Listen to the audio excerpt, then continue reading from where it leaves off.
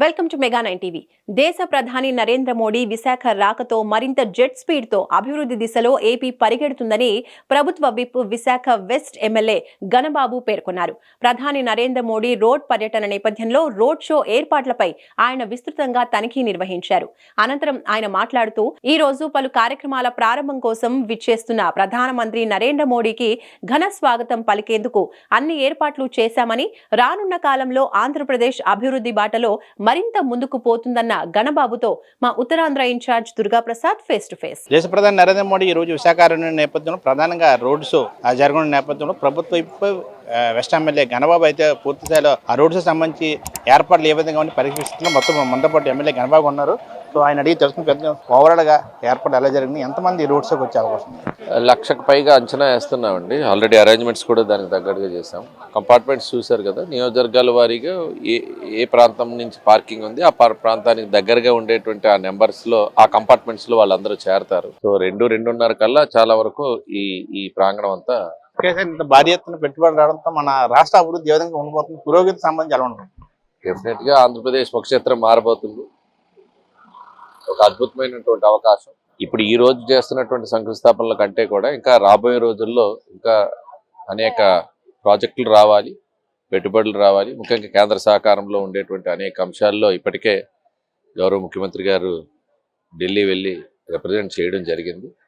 So విశాఖలో ఇంకా రావాల్సినటువంటి ఇప్పటికే రైల్వే జోన్ అంశం ఒకవైపు ఉంటే, డిఫెన్స్కి సంబంధించినటువంటి కొత్త ప్రాజెక్ట్స్ కూడా ఐఎన్ఎస్ వర్ష ఎక్స్పాన్షన్ జరుగుతుంది, ఐఎన్ఎస్ డేగా ఎక్స్పాన్షన్ జరుగుతుంది. ఇప్పటికే హెచ్పిసిఎల్ ఎక్స్పాండ్ అయ్యింది, డాక్యార్డ్ ఎక్స్పాన్షన్కి ప్రపోజల్స్ ఉన్నాయి, షిప్ యార్డ్ ఎక్స్పాన్షన్కి ఉన్నాయి. సో కేంద్రపాలిత సంస్థలు ఏవైతే ఉన్నాయో వాటన్నిటినీ కూడా విస్తరించేటువంటి పనిలో ఉన్నారు. ఒకవైపు నేషనల్ హైవేని కూడా ఎక్స్పాండ్ చేస్తూ ఒక ఎలివేటెడ్ కారిడార్ని ప్రపోజ్ చేసాం. అందులో మెట్రో రైలు కూడా రాబోతా ఉంది.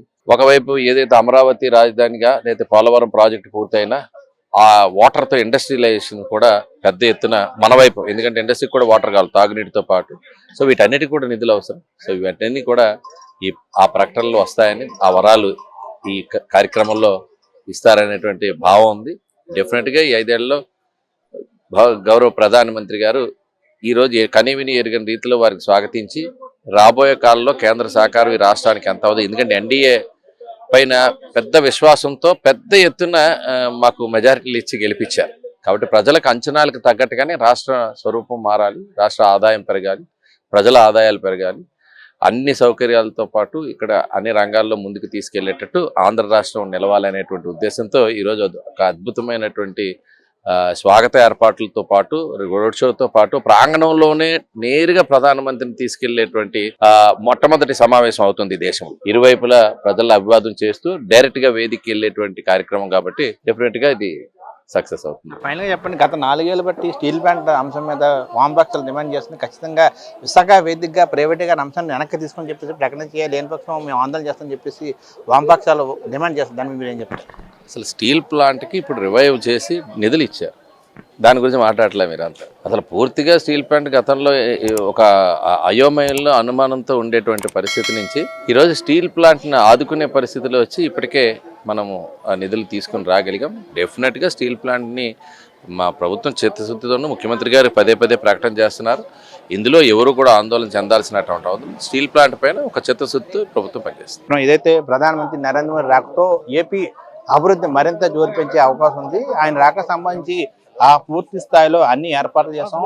భారీగా ఆ జనసందోహం రానున్న నేపథ్యంలో ప్రజలకు ఎటువంటి ఇబ్బంది రానికుండా పూర్తి స్థాయిలో ఆ కూటమి నాయకులు అయితే అన్ని ఏర్పాట్లు చేసి మనతో పాటు గణపడుతున్నారు. దుర్గా ప్రసాద్, మెగా 9 టీవీ, విశాఖ నుండి.